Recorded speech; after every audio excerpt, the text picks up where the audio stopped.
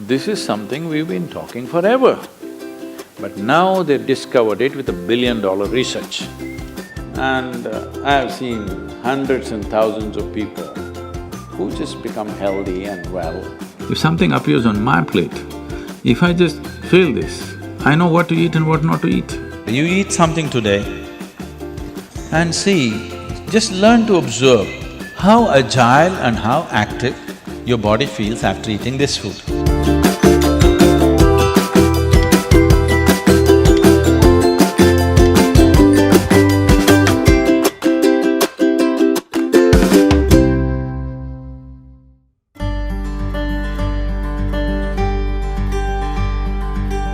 The simple thing right now that's a rage in the world is, if you come to our ashram, all the people there who are physically immensely active eat 10 o'clock in the morning, 7 o'clock in the evening, 2 meals.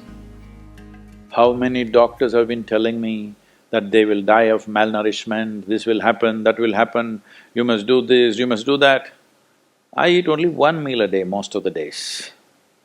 One big meal I eat and that's it. And doctors telling me, no, Sadhguru, the way you're traveling, this will happen, that will happen, you must eat at least once in 4 hours, something you must eat. I said, leave me alone, I'm doing fine. But now, a big university in America comes up with this called intermittent fasting. It's not nonsense, it's good, but they rediscovered something that we have known forever. Now everybody is saying there must be a 16-hour gap. Then all your ailments will go away. What the hell were we saying all these thousands of years? The simple thing is, there are many aspects to this, psychological, physiological. But now cancer is on the rise in the world. A cancerous cell is like a criminal in the society. All of us have in our bodies. Only if they become… their concentration becomes more than what they should be, or they gang up and locate themselves in one place, they become like organized crime. There are pickpockets in Kochi, I'm sure. Hello? There are small-time criminals, individually operating in twos and threes. We don't take it very seriously, we leave it because it happens. But suppose all 100 of them got organized into a organized crime, now we will crack down. Because we know now it becomes a threat to the society. Similarly, cancerous cells are like this. Criminals, they're moving around, doing some damage. Their only problem is, right now, they're generally eating about 8 to 12 times more than what the other cells are eating. So if you just give sufficient break between one meal and the other, most of them will die because they cannot survive. This is something we've been talking forever. But now they've discovered it with $1 billion research. And I have seen hundreds and thousands of people who just become healthy and well simply because they're not fueling up all the time when the tank is filling. In the yoga center, all the time people are physically active. So everybody is very hungry by the time it's 3:30, 4 o'clock in the evening, they're extremely hungry. But we learn to live with that because empty stomach and hunger are two different things. Hunger means your energy levels start dropping. But empty stomach is a good thing. In the yogic sciences, today modern science also is coming in line with this. But what we know by our experience, you will spend $1 billion to come there. Because research is all about how many $1 million, that's how it is. Your body and your brain works at its best only when your stomach is empty. So we always make sure we eat in such a way, how much ever we eat, our stomach must be always empty within 2 to 2.5 hours' time maximum. So we go to bed hungry always. People think they cannot sleep. They can sleep. On an average, for 25 years on an average, I slept only 2.5 to 3 hours. These days I'm getting little lazy and sleeping anywhere between 3.5 to 4.5 hours in spite of the level of travel that I have. When I say level of travel, if I say my level of travel in the next few days, you will fall off your chair.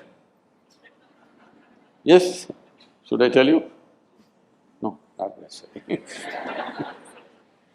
Because in the next 10 days, I'm in 5 different countries doing I don't know how many events, all kinds of events. So, you're able to keep this up simply because you don't overeat. It's very, very important.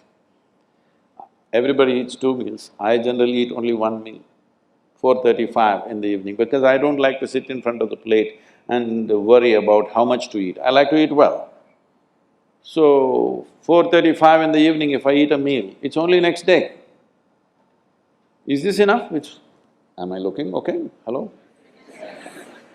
Because any correction and purification that needs to happen in the body, your stomach needs to be empty. It's very, very important. Otherwise, the purification on the cellular level will not happen. You pile up things and then you have all kinds of problems.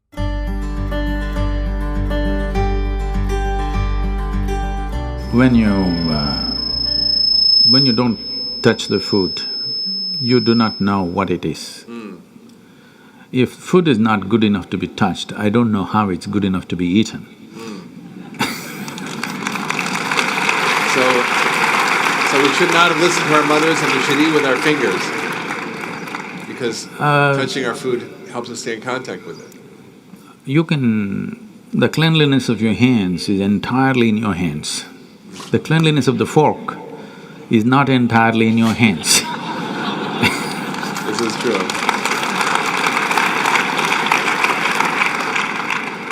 And nobody else but you have used these hands.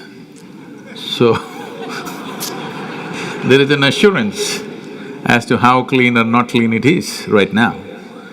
The fork, you do not know who's used it, how they've used it, for what they used it. And all they have to do is wipe it with a tissue and give it to you and it looks pretty clean. Above all, you don't feel the food.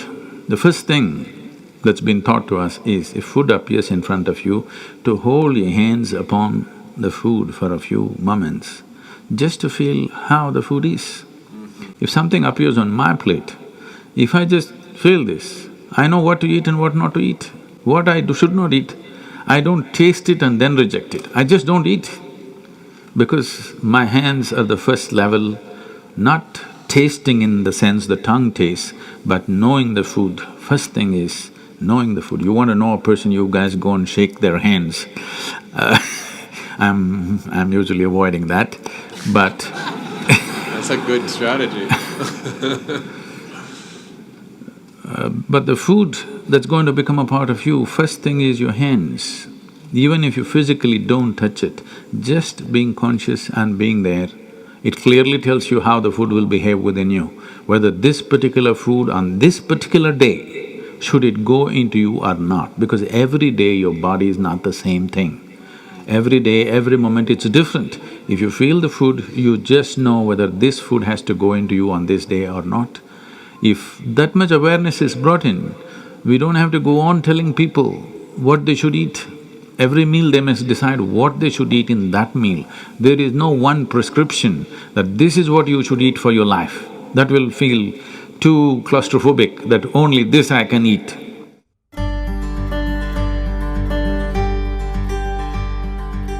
Your selection of food and consumption of food also must happen consciously. More than what you eat, how you eat it is also equally important. When I say how you eat it, these are all live substances. Every one of them had a life of their own, whether it's a plant, animal, vegetable, every one of them had a life of their own. Now in some way, you're making food out of it, you must consume it with utmost gratitude. If you approach it with a certain sense of gratitude and reverence towards the food that you eat, when I say reverence, it may feel like too much for you, but I'm asking you, let's say we put you in a room and you had nothing to eat for 5 days. If God appears in front of you, what will you ask for? Food? So that's how important it is. You must understand the food on your plate is not just a substance, it is not a material, it is not a commodity, it is life. It is the life-making material for you. So you must treat it as such. Right now, when it's on the plate, when it's out there, it has no value, but the moment you consume it and it becomes your flesh and blood, now suddenly it's of immense value. Why do we live like this? It's very important when it comes on your plate itself, you must treat it as a part of yourself. With great reverence, you must consume. Just the way you consume it, if you change that, food will behave very differently within you. This is what consciousness means.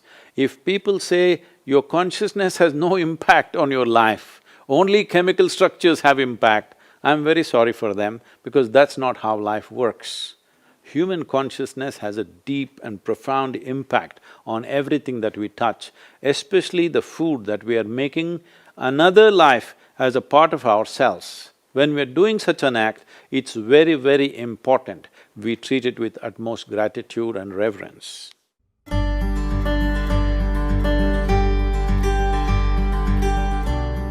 I want to tell you, there is no such thing as good habit and bad habit. Habit means you are functioning unconsciously.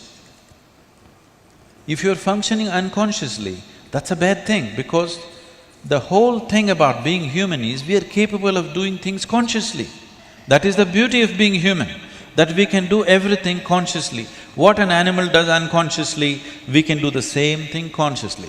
We can eat unconsciously or we can eat consciously. We can breathe unconsciously or we can breathe consciously. Everything that we can do it consciously. The moment we do something consciously, suddenly that human being looks very refined and wonderful. Just because somebody walks and speaks consciously, doesn't he become a beautiful human being? Yes or no? That's all. So why is it that we are trying to develop habits as if there's a good thing? Habit means fixed realities where you don't have to think. You get up in the morning and it'll happen to you. No, don't try to automize your life. That is not efficiency, that is the efficiency of the machine. This one is supposed to function intelligently and consciously. Nobody is expecting it to function like a machine. So, about food and stuff, food must be suitable for the body that we eat for. It is for the body. This is a building material for this body, the food that you're eating. What is the appropriate food? Unfortunately, it's all messed up right now. Traditionally, we ate very sensibly in this country, but these 1,000 years of innovations have brought other kinds of food cultures, and today the national diet is pizza or pasta. What is it? Which is one? I don't know. Both were competing.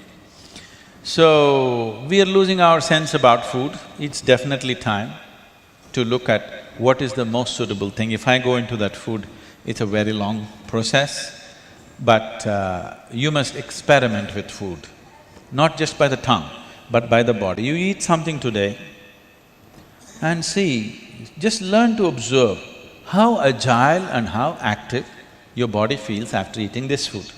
If it feels like it wants to go to the grave, that's not good food. If it feels like it wants to be alive after eating this, except coffee, because that's a stimulant. If you eat food and your body feels very agile and alive, that means it's good food, body is liking it. If you eat something, it feels dull, that means it's not liking it, it's having difficulty with it, that's why it feels dull. So just on this basis, there's a much… this is a very simplistic way of putting it.